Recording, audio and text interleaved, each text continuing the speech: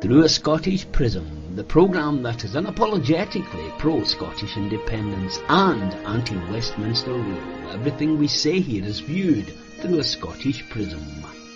Brought to you by Barhead Boy.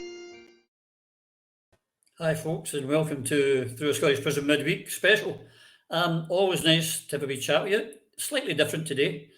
We've been talking for a while on our show about multipolarity, and we never seem to get the chance to do it. We seem to, I know we obsess on our independence and our independence struggle, and it is a lot to keep our eye on, and a lot's happening there, and we've got to give it the due attention.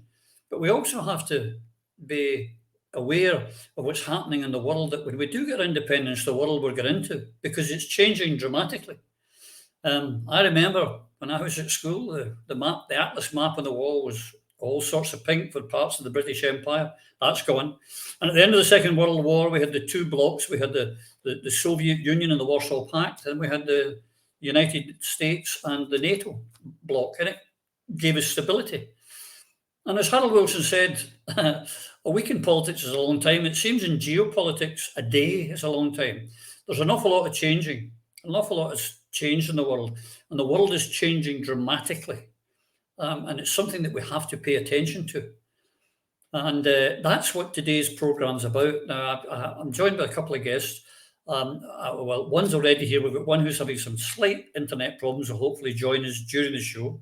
But I'm joined by our regular panelist, ex-SNP MP and the Coatbridge Cavalier himself, Phil Boswell. Phil, my friend, how are you? Very good, Roddy. All is well. Very much good. Looking forward to this, especially with Kit and John, two very highly regarded experts in this field, and very interested in how they can educate us further on this. I know this is a topic that you've been wanting to discuss in greater depth, and here we are. And as Phil's alluded to, first one here, we're joined by John Moran, who's an ex-foreign desk editor of the Irish Press, now terms himself as a citizen journalist and a keeper of the cairn. John, welcome to Through a Scottish Prism. Delighted to have you here. Thank you for joining us. Thank you, Roddy. It's a great pleasure to be with my brothers and sisters in Scotland, our Celtic brothers and sisters.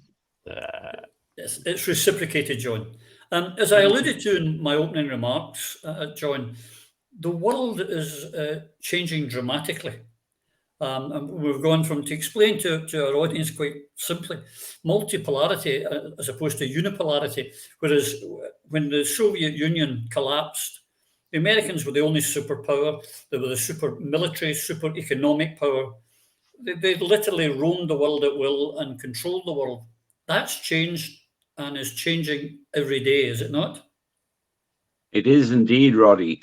In my view, the change was first exploded onto the international situation on March the 10th in Beijing, when Saudi Arabia and Iran agreed to open diplomatic relations after a period of ferocious hostility between them and those who supported them, which destroyed the Middle East. That was a massive move.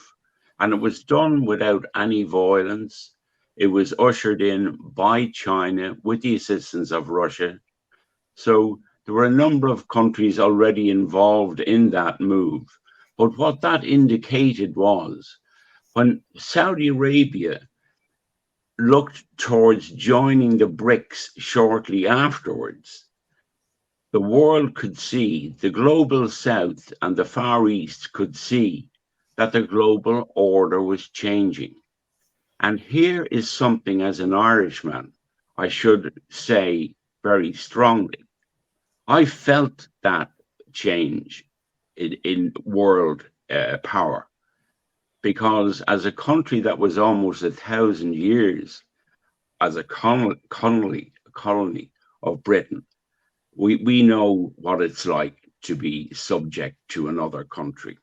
Now, all the countries of Africa, Latin America, many of the Far East are very familiar with that feeling of being lesser than or not equal to a global power who didn't treat you equally.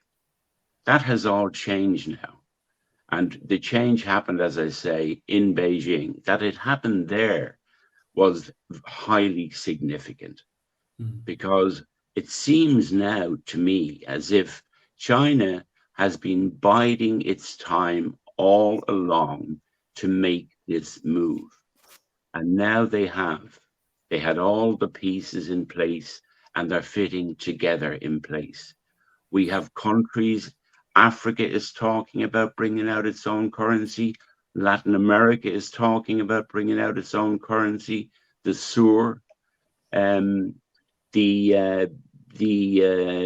Brazil and China did a massive trade deal last week, and it was in reals, the Brazilian currency, and renminbi, the Chinese currency, or yuan. So all of these changes are happening all over the world, the global south. They're not happening in our world, or the world we see as our world, the West. It's what's loosely called the West. It's not seen there. It's not being reported there. Exactly. It's not being given its full weight. I mean, to me, this is an outrage. Journalists aren't doing their jobs. No. This is the number one story, in my view, in the world. And it has happened. It was kickstarted by the mess that the United States has gotten all of us into in Ukraine. It was kicked off by that. And the world looked at that and said, we can't keep going on like that. You know, Libya, Syria, Iraq, Afghanistan, Somalia. On the way back from Afghanistan, they started the war in Ukraine. I mean, where next? I mean, they're looking for a war with China as we speak. And there's a reason for this, but we may not want to go into it at this moment, which is the military-industrial complex, which is skewing the American economy to its interest and against the interest of the ordinary American people. Yep. The ordinary American people constantly vote against forever wars. That's what they call them over there, forever wars, because they always appear to be at war. And they're against that. But both political parties are in favor of war. Indeed, the one you would think to be the most liberal, the Democrats, are the most. They're the worst of the two. It's extraordinary. The only voices against war are coming from the Republican Party, which is an interesting turnabout. Yeah, I mean, it was a Republican president, General Eisenhower, who warned the American people and the world about the military-industrial complex and not to let them. He could see it back in 1953, 1954, or whatever it was. He could see it and warned the public, but they didn't listen, or at least they didn't do anything about it, John. They don't listen, and you know, to the extent now we have the BRICS are starting a new World Bank. It's called the New Development Bank, or the BRICS Bank. And again, that's another huge development. They're going to be using their own currencies, which means that the United States currency, which regularly loses its value, and anyone who trades in it will lose the value of their currency, they can move away from that. And they're all doing it. Yeah. Phil, what's actually, to put it into layman's, correct if I'm wrong, but layman's language, it was like as if you'd put your money into, for example, the Bank of Scotland, and you go to the Bank of Scotland one day and you say, I'd like to lift £100, and they say, no, we don't like the way you've been cutting your grass, so we're keeping your money. That's exactly what the Americans did, because they grabbed assets belonging to the Russians with the Ukraine war, 600 billion apparently, and took it. The rest of the world took one look at that and thought, wait a minute, if they do that to a big power like Russia, they could do it to us. And that encouraged people actually to act against the interests of America, which is the stupidity of what they did in the first place. And that's why the things that John's alluding to gathered momentum. Am I right? Yeah, it's been ongoing for a very, very long time. I mean, you talked earlier about the Suez Crisis, and that's really when America took over that role from Britain as the bully on the planet and the big boy in the schoolyard. And since then, in Mossadegh in '53 as well, and what they did in Iran, and this has been continuing ever since. It's just it's how the corporations, the investment funds, military industrial complex, big pharma, energy, all the corporate interests lobby to control government policy to make sure that they continue to make money. And the switch and the transition that ought to be understood as well is from industrial capitalism into usury in the rentier class, and how we are abusing the people of our own countries. You know, the West is abusing its own people and denying them the democracy that they seek to impose upon others. And there's a contradiction in terms of ever there was. But it was something John said earlier. This has been planned for years. I remember, it was over 10 years ago since the last time America threatened to withdraw the Russians from the SWIFT system from the Russians. And what's happened since is that the Chinese and the Russians have developed their own systems. And quite rightly so. It's SIPS and SPSF. And they've been quietly working away in the background to make sure that their systems were not only compatible, but they had an alternative. And it's that when you're threatened with being withdrawn from the Swiss system, you can't do all this banking. You now have an option, and people have an option. It's turning heads to use a fairer, more reasonable, less threatening system that the Chinese and Russians have put up.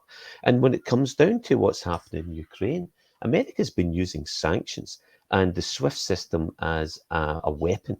It's weaponized monetarism against all of these countries all around the world, and is abusing that system to keep check on companies. The International Monetary Fund is effectively an extension of the military industrial complex. It's controlled by the West, and it imposes very harsh conditions upon any of the Southern Bloc countries, the other countries that are not in the club and that borrow. And this has been going on for a very, very long time. And it's about time we had an option. If you genuinely believe in the capitalist system, and I'm talking about not the financial capitalism that is corrupted us so, but the industrial capitalist that should ally itself with socialism, the real meaning of socialism.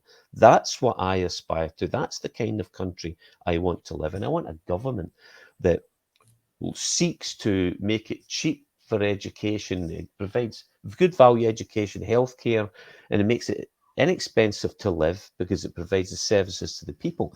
And that actually works into capitalism, because then the capitalists can make things without massive payments to the people, because they're getting looked after. These are fundamental differences between what the Chinese are trying to do now on an industrial capitalist scale versus what the Americans and the West are doing, which is primarily about usury, about and that means you don't actually make anything. You just cream off the top, and you stitch folk up, and you put your own rules in place, and you impose your will upon countries. You put horrendous debt levels. You ensure they must only use your own, the US dollar in this case, and they don't get the chance to use their own currencies. And the penny has dropped. And with so many people, John's right, the Russians and the Chinese have been biding their time. The trigger most certainly was the Ukrainian war, but they have been preparing a long time because they saw this coming, and they know how the system works. And do you know what? It's good for the people of planet Earth that we now have an alternative. Yeah, because the world was definitely seemed a safer place, or less likely for nuclear war, when there was the two competing, the Soviet Union and the US. It was the balance, yin and yang, I suppose. But the other, John, Phil alluded to it there, about the International Monetary Fund. But another discussion that's been taking place between Indonesia, which is and Malaysia, and China, is to set up an Asian monetary fund, because as Phil said, there's been too many strings attached to money from the IMF to bring in neoliberal policies in countries that can't do it. But this way, they're talking about having it, investing in industrial base. Again, a threat to the dollar, a threat to the present hegemony, is it not?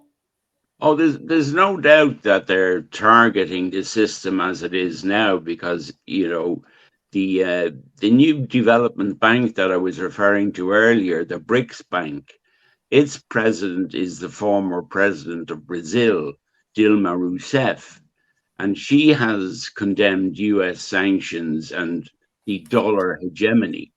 And they want to break with the Monroe Doctrine, you know, in Latin America, you know, so that all of that is of a piece that is now finding a voice together with international groups. Like, it's not just Latin America, it's Africa, it's Southeast Asia. It's massive, extraordinary size.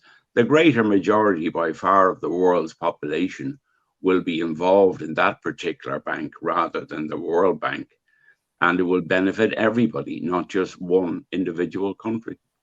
Absolutely. I mean, just so in case anyone who's watching doesn't know what BRICS is, which is Brazil, Russia, India, China, and amazingly South Africa. I've never worked out how South Africa got in the initial one, but and if you just were to add up the populations of them, Phil, you know, you're a heck of a big percentage of the global population is involved in BRICS. And we've now got Saudi Arabia is apparently joining in September. UAE, I hear in September, because if Saudi go, UAE will go in. And Argentina, Indonesia, Malaysia, I believe Morocco, Algeria, they're all queuing up, and half of Africa are all queuing up to get in. Yeah, we need to understand what BRICS is and BRICS Plus is. I mean, you've said we know what BRICS is. Everybody's pretty familiar with Brazil, Russia, India, China, South Africa element. But there are many applied to join. But what a lot of people don't understand, there are numerous local country trade organizations that are dominated by these big five all around the world. You've got the EAEU, which is run by Russia, effectively, the big brother in there. It's got Belarus, Armenia, Kazakhstan, Kyrgyzstan. You get SAARC, which is India, dominated, Nepal, Afghanistan, Pakistan, Maldives, Bangladesh, and Bhutan. You've got the Asian-China FTA, which is obviously China, and the huge power that has over Vietnam, Laos, Myanmar, Thailand. I'm reading for a list here: Singapore, Malaysia, Brunei, Indonesia, Philippines, Cambodia. Then there's Mercosur, which is Brazil-led, and the Venezuela, Paraguay, Uruguay, Argentina. And as John mentioned earlier, the Monroe Doctrine, which was ironically a Scottish descent president, he said, it was the early 1800s, where he stated that any foreign power that came into the Americas would be forcibly ejected by the mighty Americans. Right, now at that time, they were no great shakes. They'd beat the Brits, but Yorktown and Saratoga weren't definitive battles. You know, the West, any of the major powers in Europe probably could have taken the Americans had they focused solely on it. So nobody really gave it much attention. But that Monroe Doctrine means that anybody who sets foot anywhere in the Americas, you're in Uncle Sam's backyard, and they will give you some serious pain. That's why the Cuban Missile Crisis kicked off. It's staggering just how influential that has been. But anyway, you keep going. SACU, South Africa is the main player there. You've got Namibia, Botswana, Swaziland, Lesotho, and all of these, they've all got regional development banks that support their investment. The infrastructure. Oh, suddenly he was there and then he was gone. I was going to say to Phil, John, but till he comes back, I'll say to yourself, the Monroe Doctrine is no longer just the Americas. The Americas expanded that. I mean, I saw them complaining that China was having too much influence in Asia. I know that. Yeah. Bizarre, but they seem to think that they everyone should just bow down to them. They're complaining about countries in Africa who are doing business with China and with Russia. It's ridiculous that America thinks that everywhere's their backyard and everyone must do what they say and must use the dollar. I mean, Kamala Harris last week had a tour of Africa to try and dampen down the enthusiasm in the world for the new order. And she got a right earful. I mean, one guy said that, well, you came here, you killed our leaders, and you took all our wealth, and now you want to be partners with us. To lecture us on democracy. Exactly, yeah. I mean, they're not going to put up with it anymore now that they see there is an alternative. that the US can't use the power of the dollar to sanction them in any way. So that's a major change. Yeah. I mean, Jill Marousseff, just to add one thing to that, I mean, she said that the US-China conflict is a rivalry of two systems, a struggle between neoliberalism and socialism. So that's how she's seeing the new world order, neoliberalism v socialism, which is an interesting way of presenting it. Yep, but of course they think that universal healthcare is communism. They do, of course. It's when they call it socialism. I mean, they call Joe Biden a socialist. My God Almighty! If that was it, I would leave socialism immediately. Their view, of course, it's the same in the UK, and I think probably the same in Ireland. What they call the centre ground, for my younger days, I would call the extreme right. Never mind centre ground. They've moved the centre ground further and further right. So they refer to it as socialism as an absolute nonsense. Well, to have the Democratic Party under Hillary Clinton to be left, I mean, that just breaks all rules of the meaning of words. Certainly not left. No, but as this change goes on, like any bully getting confronted, Phil, they're getting very upset. I saw a couple of videos of Marco Rubio. He was a Republican candidate for president, and maybe again, who was absolutely affronted. What John alluded to earlier, that the Brazilians and the Chinese would dare use their own currencies and not the US dollar, because, I mean, are they not aware this is damaging America? Senator, I think you have to stop thinking like that. I think so. Yeah, it's absolutely true. This is the demise of the US dollar hegemony. I mean, Saudi's interest in joining BRICS this year they've ratified the Shanghai Cooperation Organization, which is a Eurasian political, economic, and critically an international security and defense organization. You know, the audacity for these countries to stand on their own 2 feet and use their own currencies and their own economics and fiscal levers to operate their economies. Who the hell do America think they are, speaking like that to anyone? Well, they've had the bottom lines, they've had their way for so long now that they can stroll about the world doing exactly what they wish. And Brazil agreed a trade deal with China to start trading in yuan or BRL instead of USD. And President Lula was supposed to go to China quite recently, but it was too ill. So they just announced it. And the countries in the global south, Brazil being one of the main reasons that this is working and why it is changing and why the Americans are so affronted and so pissed off by it is these countries in the global south owe very large amounts of money to banks, the IMF, etc. And with US interest rates increasing, these debts are they're difficult and becoming more difficult to pay. And with prices going up, so when you've got the China coming in or Russia coming in offering credit for Chinese exports on much more reasonable terms, why wouldn't these countries turn round and accept a better deal? Isn't that simple economics? Isn't that their freedom to choose? But America doesn't think so. It's enraged that this game has been figured out, and the rest of the world has gone, hold on a minute.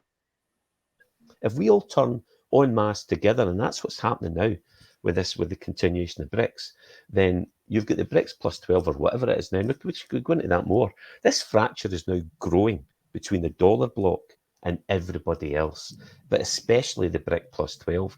And the big difference that the Americans, for all their bleating and complaining, they can't complain because the fact is that unlike the IMF loans and World Bank loans, they're something called odious debt, in so much that it doesn't help the country because it's a negotiated debt that's high interest and usually doesn't make much for the country in debt. You contrast that with the Chinese and the Russians are doing all over the world. It's productive loans. The Chinese investments are used to build infrastructure like roads and ports that generate income for the country. And completely the opposite of the Western investment, which is based on usury. And just to finish, I know I was cut off there with the BRICS stuff, but and you know, there's something called the Silk Road briefing, right? Yeah. Which is a regular. It's absolutely fantastic. And if you want to get the latest on that, you have a quick look at that. You know, BRICS expansion, Algeria, Argentina, Iran have applied. Saudis, Turkey, Egypt, Afghanistan are interested. Indonesia, you mentioned some of this earlier. But you look at the countries that are currently going on, and they're flagged up here. You've got Afghanistan, Algeria, Argentina, Egypt, Indonesia, Iran, Kazakhstan, Nicaragua, you've got Nigeria, Saudi and United Arab Emirates, Senegal, Thailand. It's world, it's earth-shattering. This is going to make a massive difference. And the other thing that people need to understand is this expansion of BRICS, including the nations that we've all talked about. When they get together, they will possess about 45% of global oil reserves and over 60% of all global gas reserves. Its combined GDP as of today would be almost 30 trillion, right?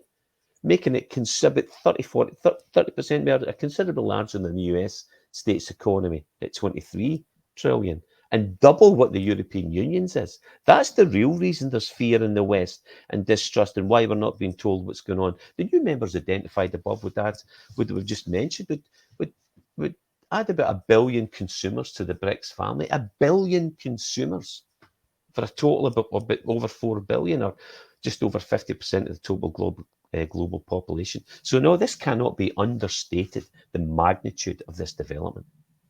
But it is John, it's Phil saying that the magnitude of this development, and as you've pointed out earlier, I would suggest that 95% of the Western population are totally unaware of what's actually going on and how it's going to affect their life going on. It's extraordinary, but you know, in the past year, and even indeed in a short period prior to that, the media became more heavily controlled. You know, during COVID, there were things that you couldn't say, or you'd be banned or blocked or whatever. You know, and a certain view, censorious attitude came into the mainstream media, which is still there with the Ukraine war, where we get all our news, you know, not from our reporters in Donbass, because our reporters aren't allowed to go to the Donbass by our people. You know, the EU doesn't want EU reporters in Donbass giving the story there. And I think people are seeing this and saying, hang on a second, you know, when did all this turn into something that was so unpleasant and controlling and outside our control? You know, this is all happening outside our control. There were no votes for any of this, but that will change. For example, in Ireland, we have a policy of neutrality, which has come under ferocious pressure. In St. Patrick's weekend, for example, in New York, that's where they put under pressure. And our government, unfortunately, has fallen in line. They haven't broken our neutrality, but they have pushed it. And they're getting involved in military things that most of us don't want them to get involved with. But the lucky thing here is that hopefully they won't be in government come the next election, and we'll have a party, Sinn Féin, that 100% supports neutrality and the triple lock that underpins it. So there's good possibilities ahead. But all because of the whole world system being shaken. Yeah, it's Tony, go, sorry, John. You know, just the terrible shame is that we're not getting a daily report of how this affects us. No, that's the problem. I've often said that it's not the lies that the media tell us, John. That's bad enough. But that's not the biggest problem. Is what they don't tell us, and the amount of people who've got, for example, Ukrainian avatars and talking about, oh yeah, the Russians invaded. They don't know the truth about the previous civil war. They don't know about the Minsk agreements being broken. And since Hollande, the ex-president of France, and Angela Merkel admitted that they signed them not in good faith, but to give America time and NATO time to train up the Ukrainians to attack the Russians. That's the truth of this whole war. Yeah, well, we're edging towards the truth. We're not there yet. I mean, I think more and more people can see that the United States was behind the whole thing. I think more and more people can see that, but our mainstream media aren't among them, or if they believe it, they're not saying it. It would be impossible for anyone working in a national newspaper now to do a column suggesting that President Putin was right to do what he did. That would be beyond the pale. Yeah. And that's one extreme. But even anything that's mildly supportive of a Russian position or of a Donbass position, the Donbass people were really written out of the Ukrainian dispute completely. Mm-hmm. Their interests just haven't been heard. Yep. Which is another mission. There's a British journalist, a boy from London called Graham Phillips, who has been in the Donbass for quite some years, and he was reporting on it. And suddenly he found his home's London. His home was seized, his bank account was frozen, and he was called a traitor in the House of Commons. And when he's tried to check to get his house, his assets unfrozen, he's been unable to do it. There's a German girl whose mother was... All that.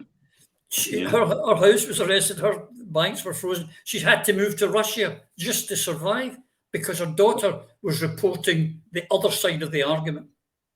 The unfortunate thing is that, and it's one of the reasons why I do a program every week on Compass Media, is because we're not getting the other point of view. No. From day one, the US, NATO said, you can't listen to Russian today. You can't get you can't listen to TASS. All respectable news outlets. What they're saying to us is, you can't read that because you might find the truth. That is it. That's the only. But see, today, the truth is the thing that they fear most of all. I mean, look at poor Julian Assange. He's been killed slowly in public, tortured to death, for doing something that all the newspapers, The Guardian, the Irish Times, the New York Times, all took part in. Mm-hmm. They know that they benefited from the information that he gave, but he must suffer because of it. And they've all gone quiet. Yeah, because of the power of the hegemon. Yeah, this is an absolute disgrace. Phil, if you look at it again, the United Nations have blocked any inquiry into the Nord Stream terrorist attack, which blew up the pipeline, saying, no, we don't need it. It's all right. Leave it. We'll leave it leave it as it is. Again, this is like we're talking about the monetary system. That's got to make the other countries of the world think. I mean, I think everyone in your granny knows who blew up the Nord Stream pipe. But it makes the rest of the world think, well, what's the point? If there's no rule of law for them, why should we abide by the rules of the law? Absolutely. No, absolutely. It's really the fear of retribution that kept everybody in line with when the bullies in town, the Brits before, and now the Americans or the West are the people that pull the strings. Nord Stream's a case in point, and it's actually all tied into what that was just why you asked the question. What people, I hope, understand is why Ukraine was so critical and why it's the perfect trigger for this. Nord Stream being one example. If you just Google where all the pipelines that Russia was feeding the European powers, which primarily Germany's a heavily industrialized, or was a heavily industrialized economy that relied very heavily on cheap, reliable power from Russia. That's where it gets its gas. That's where it gets its energy. And almost all of those pipelines came through the Ukraine. It's not accidental that the Americans targeted Ukraine, because that's where they know the soft underbelly they feel of. I mean, Europe's not a friend. America, to have America as a friend, as was touched on earlier, is a very, very dangerous thing, because they don't give a damn about their friends. They don't even care about their own people. Look at the state of the healthcare there. Look at the state of the, you know, tainted it's cities. incredible. But the Nord Stream. Yes, I know it's appalling, but Nord Stream, what it shows, and why it's tied in with Ukraine, of course, is especially the Donbass, but Ukraine, but especially the Donbass, has the majority of the core minerals and rare metals. And what the West is most concerned with is that what appears to be a requirement with the new prospective members of BRICS, and who the Russians and the Chinese are courting, particularly in Africa. It seems that most of these new aspirational members are required to possess large volumes of global natural resources. So it's minerals and rare metals. This is what it's about. And this came back to when the tiger economies crashed, or were crashed, with the price of steel. I was heavily involved with Rio Tinto, and we were looking at the Simandou range. Who owns the mining rights for the Simandou range? It's the largest known repository of iron ore. Whoever owns that or manages that controls steel prices in the future. And with the Pilbara Western Australia mines in decline, the whole world is gaming for controlling steel prices, because that's what crashed the tiger economies. The West's control of the steel. And now they've said that will never happen again. And you're now in a situation where China's doing something about it. It's going around taking possession. It took possession of part of the Simandou range. Can't go into the details, but you can see what you can see on the media. But there's also a play for energy. And when you look at how this is constructed, the BRICS plus 12 or now 20, as we could go into more detail. Venezuela, Saudi, UAE, Russia, Iran, you get these guys together, some of the biggest energy and power providers on the planet for oil and gas. No wonder they're going to control 60% of all gas and 45% of all oil. That is taking America's game, or the West, the globalists, the West's power away from them. And it's staggering to think just how obvious this should be. You know, it's the rush for the possession of global resources, including precious metals, rare earths, other rare minerals, energy resources, even coal and solar power, timber, agricultural land, valuable, fisheries, and critical, and something that we're very rich on in Scotland and Ireland, fresh water. So no, it's a power grab. It's a materials and raw materials grab. It's all about money, control, and power. John, I mean, the Germans, as Phil has said, were affected worst of all with the Nord Stream pipe getting blown up. And yet the Germans themselves must know that their ally did this to them. And yet they remain silent and part of this Western hegemony against the big bad Russians, the big bad bear. It is really quite bizarre and strange that these Germany and France and the rest of Europe must know that the sanctions are actually not hurting Russia, they're hurting them, and they still go along with it. I can't understand it. Can you? Well, I can, yeah, because when you think about this structure of how politics work, how European politics work with the EU, for example. Now, if you look at the EU, it has 28 members now, and 22 of them are in NATO. So there's only 6 members of the EU are not in NATO, which means us, like neutral people like us and Austria and people who don't want to get involved in wars, like Switzerland and Luxembourg, others, you know, their interests are completely ignored, you know, and that point is more and more being understood by people, that not necessarily what the EU stands for is good.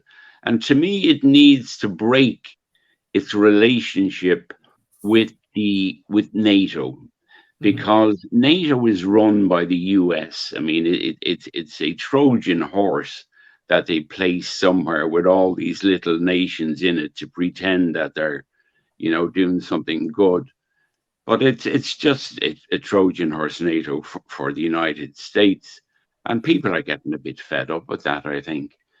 In Germany, for example, I'm hearing the people on the streets are seething at the way in which Germany has been treated like a little boy. I mean, for example, you remember Olaf Scholz, shortly after the explosion, he was sent by the Americans down to Latin America to try and get some weapons off the Brazilians and the Argentinians. And he went home with a flea in his ear. He was like a silly little boy. He should have looked up in the mountains where all the old Germans are. He might have got a few weapons there, but he got nothing except a flea in his ear. And he looked like a little boy being told to do by the US State Department under people like Victoria Nuland, whose attitude to the EU, I'm sure you've all heard. Mm-hmm. You can use that language on here, John, it's allowed. Well, Victoria Nuland, when she was deciding what government that Ukraine would have after enabling a coup in Ukraine in 2014, her phone call to her ambassador in Ukraine was bugged. And she talked about who would be in the government and who wouldn't be in the government, who could be and who couldn't. And she finished off by saying, and as for the EU, fuck the EU. Exactly. I mean, this is the attitude. How can we as a European polity accept someone like that, a neo-fascist, running around the world starting wars and telling us what to do? Oh, we can't have that. No, and they're the ones that are calling the Russians the fascists, which is almost as insulting as calling the Israelis fascists. Because if anyone suffered more under the fascists than the Russians, there's an interesting thing happening on that front, if you excuse a little meander. Go. I noticed that since support for Ukraine started, there has been no scenes of anti-Semitism in our newspapers. Has anyone noticed that? No. Because people can just say now, anti-Semitism, don't talk to me. Look, you're supporting Nazis in Ukraine. Watch out for that one, because it hasn't. It seems to me to have an implication in that regard. 1.5 million Ukrainians, by the way, were murdered during the Second World War. 1.5 million. And there are no Nazis in Ukraine. Ukrainian Jews. Yes, yeah. Yes, that's what it was, 1.5 million Ukrainian Jews killed by the Banderas.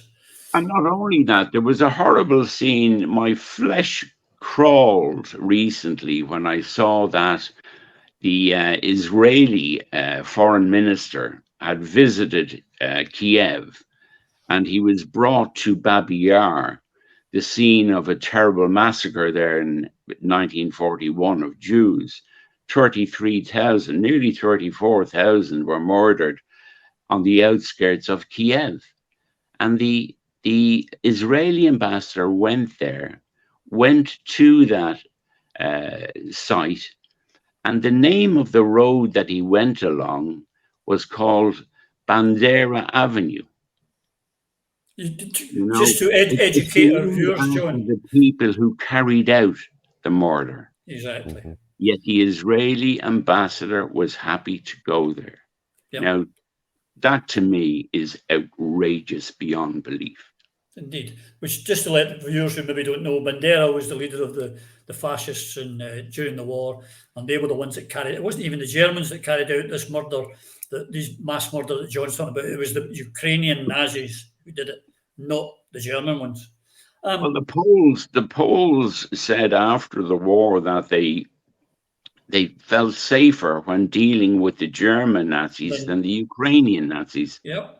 Yeah, my wife has got stories about it from her grandparents. My wife as a Pole, is no lover of the Ukrainians, I can tell you. Mhm. They remember the Volyn massacre. Correct, and lots more. But 100,000 Poles were killed by the Ukrainian Nazis. Shocking. But there's no Nazis in Ukraine, you know that, John. No. They're only in the mind of They're all in Putin Moscow. apologists. Yeah.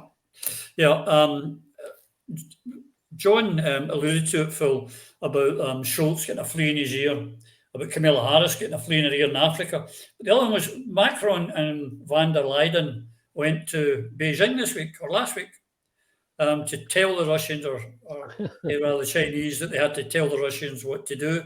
And of course, they get short shift. But when Macron come back, something happened because he suddenly started talking about, and he's upset the Americans by saying that, we shouldn't get involved in Taiwan. We shouldn't get involved anymore in wars that don't concern us. And this has upset the Americans big time.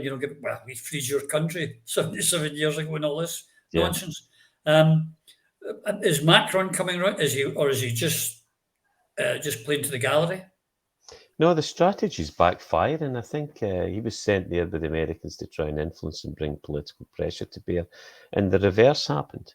He was woken up to the reality of the change in the new world order, and it will. It is. There's nothing the West can do about this.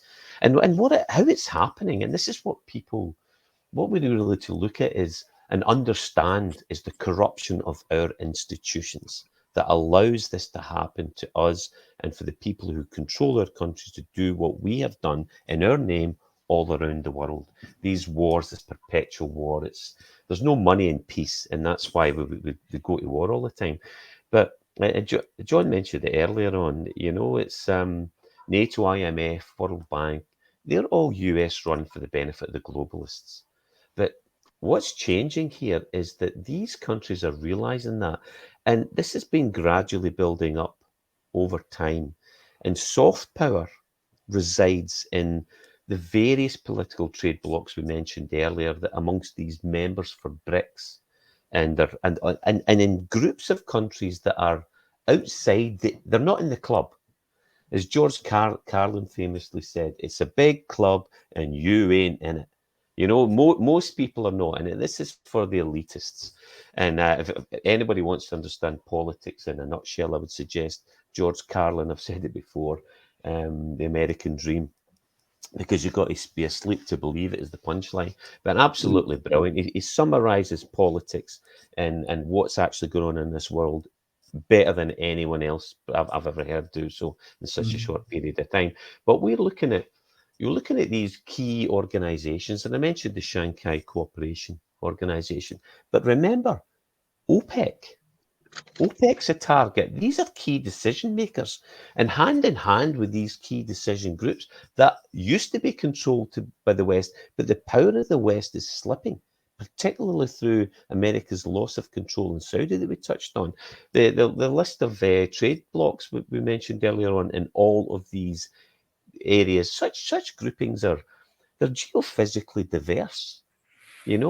These people wield massive influence in their own continents. Argentina and Brazil in particular in South America, and Nicaragua in Central America, Algeria, Egypt, Iran, Saudi, UAE in the Middle East and North Africa.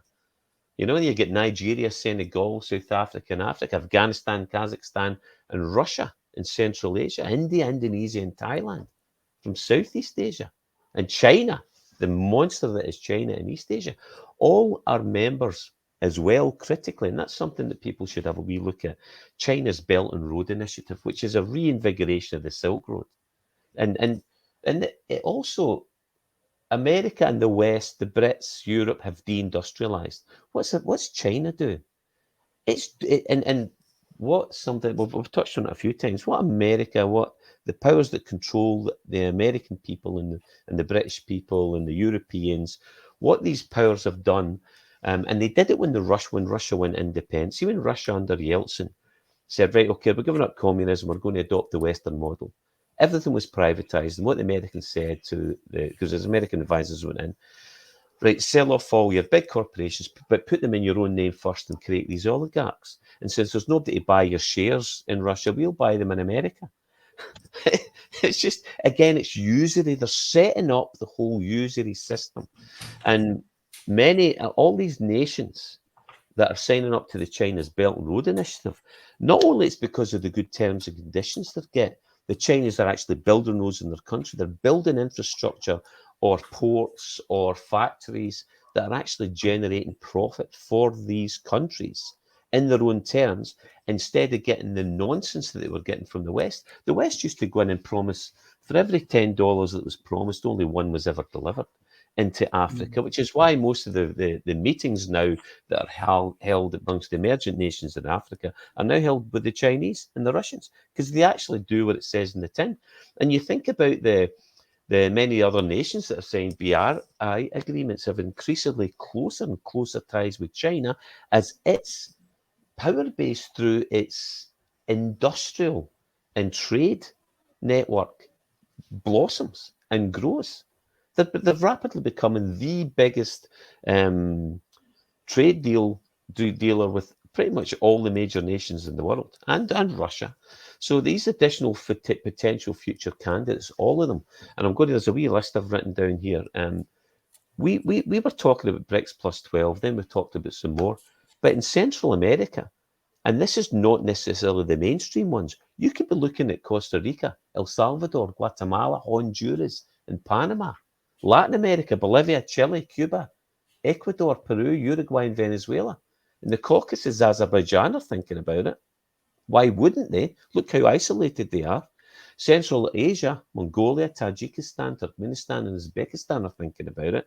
And in South Asia, Pakistan, obviously right in there, Sri Lanka and Vietnam are also in right there. This is a change, a massive shift in the power base of those who run the planet. And who have the more honourable? You can't trust any governments. You'd be a fool to trust fully the Chinese or Russian governments. But I tell you what, they're behaving in many ways, in many situations, are much better than the governments of the West are. At least they're telling the truth and genuinely trying to help people. We're just doing what the West and the imperialists have always done: shaft over everybody else for a quick buck. You missed out one when you went through all of them, which is Mexico. Wow, if Mexico goes, well, yeah, well, it is. That's the Mexicans will build the wall. The Mexicans will build their to keep own them wall. out. Yeah, but what the Mexicans did this week, much to the annoyance of the Americans, they bought back the six main power stations for the whole of Mexico from, I can't pronounce it properly, it's terrible, Libyan Catalan, Iberdrola, the Spanish power company that had it. And then the Americans said, well, privatize it, and so they could do as you said and move in and buy it. And the Mexicans said, no, we're nationalizing it and using it for the people. The Americans are enraged. And Mexico's been telling America recently quite a lot to, sling your hook. They're not allowing, and, the Americans are threatening to come in and take over the drug cartels and all that. It really is amazing. And to bring it back, because the clock is beginning to beat us, John. Can I make one point here? I think It's an important one. I forgot about it, which is when President Macron came back from Beijing, and that was a highly significant meeting for the EU in particular. Yeah. Because that's the wicket he's on. And he came back and he came up with an idea that I think we're going to see a lot more of in the coming period, which is strategic autonomy. That's the term he used that Europe needed. It needed strategic autonomy without the United States. Mm-hmm. I agree. If a move in that direction is coming, it will be more than welcome, I can assure you. Yeah, I was coming to it because as we've been sitting here talking about, BRICS plus 12, BRICS plus more, then there's the bloc of the EU, and then of course there's the US and Canada with but the stupidity of the UK leaving the EU, and of course for political reasons they won't want to do an arrangement with BRICS. They're out of the EU. The Americans have told them to sling their hook for a trade deal there. It kind of, and I'm now switching this to a Scottish point of view, if I may. it puts us in a hell of a position. Who the heck are we going to trade with, John? We're getting excluded from everywhere. Well, this is it. I mean, when you look at some of these structures that we haven't looked at before, like you mentioned, Phil, the EAEU, that could have very interesting potential for later on.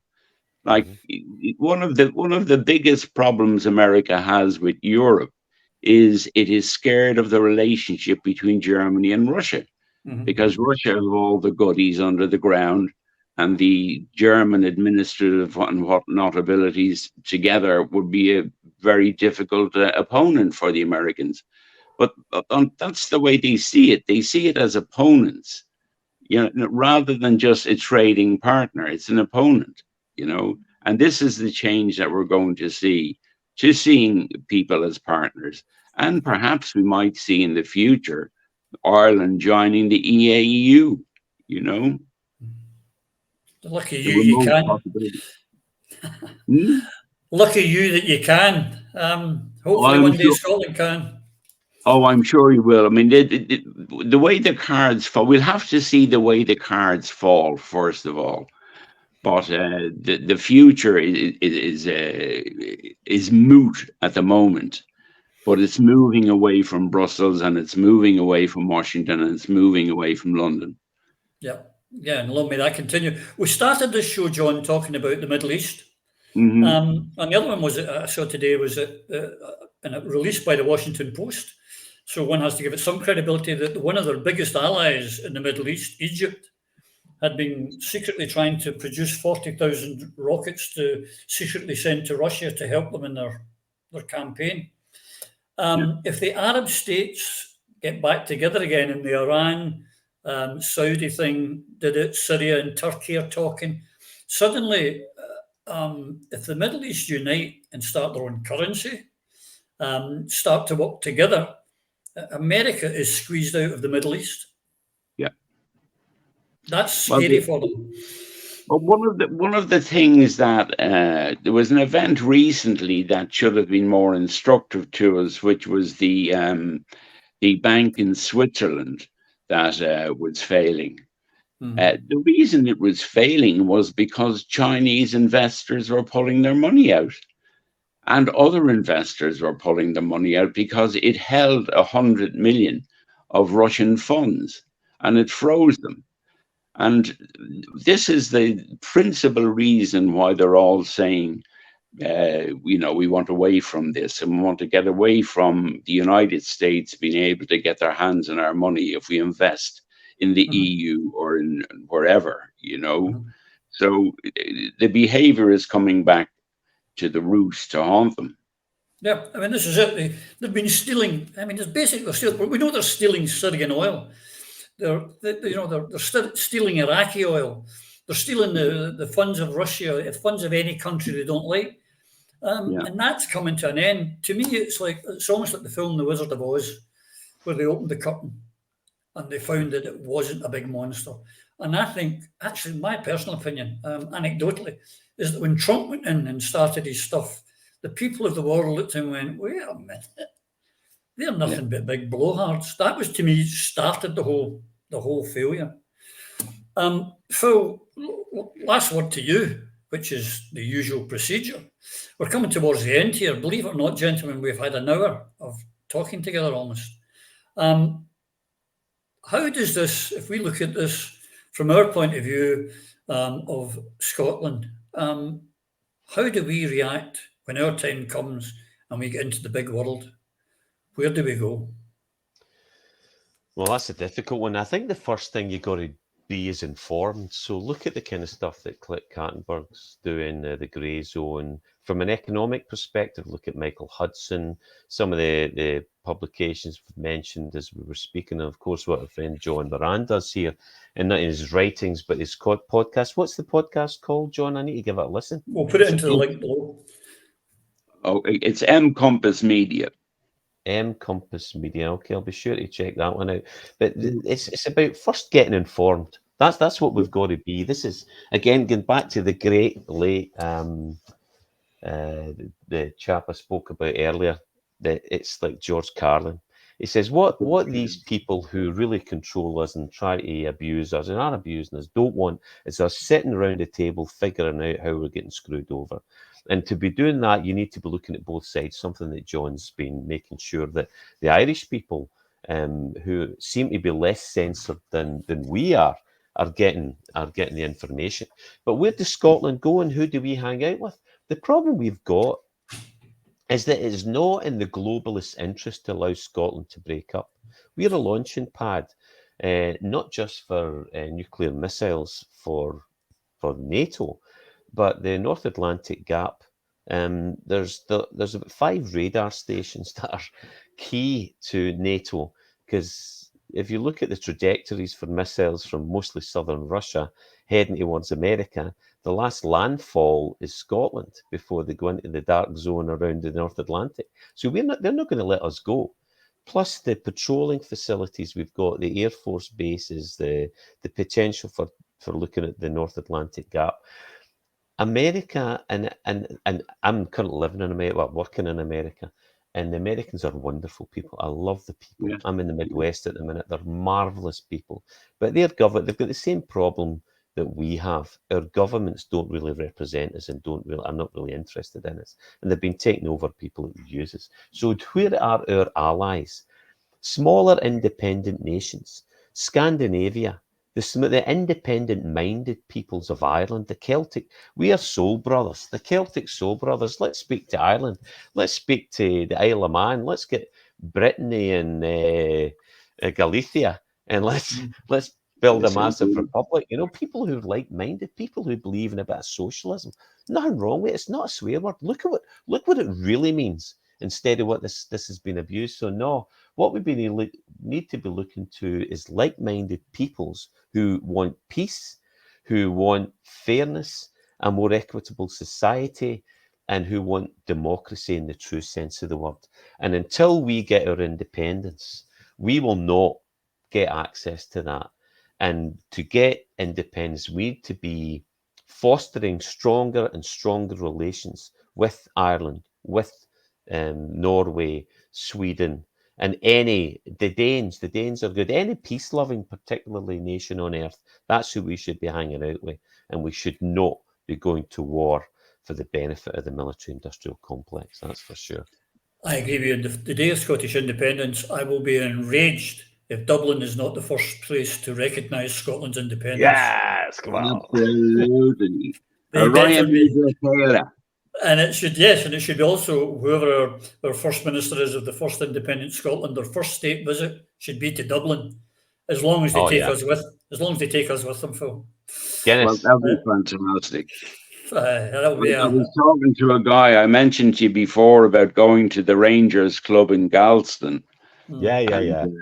A guy I was talking to, an older guy, he was telling me he went on his honeymoon to Dublin. So it's not a strange place to Glasgow. Oh no, Rangers and if you haven't been to Dublin, or the Republic in general, folks, or the whole of the island of Ireland, but particularly down south, Cork and all these places, you have not Wonderful.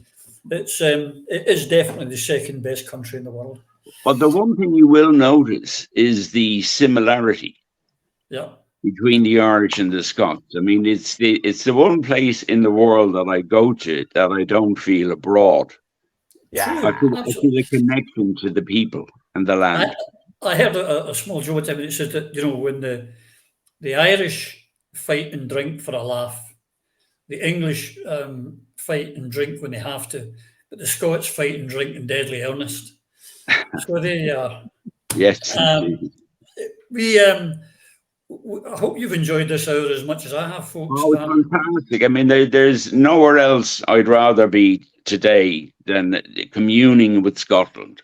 You're a good man. And I hope you, the viewers, have enjoyed this as much as we have. We've had a good wee natter. And if you like it, and we'll soon find out if you do, we'll do this again. But I think it's important that we look out at the outside world as well as what's happening in our own wee bubble, because we need to know what's happening out there when the time comes for us to make our big steps back into the world. So we'll be back with our regular show at the weekend. And until we do, you and yours, please take care. Through a Scottish Prism, the programme that is unapologetically pro-Scottish independence and anti-Westminster rule. Everything we say here is viewed through a Scottish prism. Brought to you by Barhead Boy.